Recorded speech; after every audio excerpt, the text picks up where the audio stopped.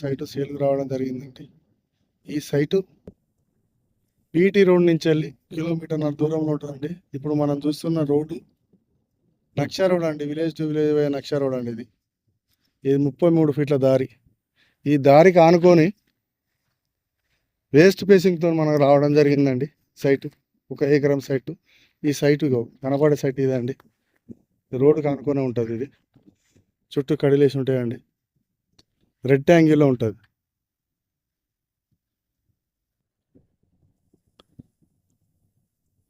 ఇది మద్దూరు మండలికి వచ్చేసి 4 కిలోమీటర్ల దూరంలో ఉంటుందండి ఈ సైటు.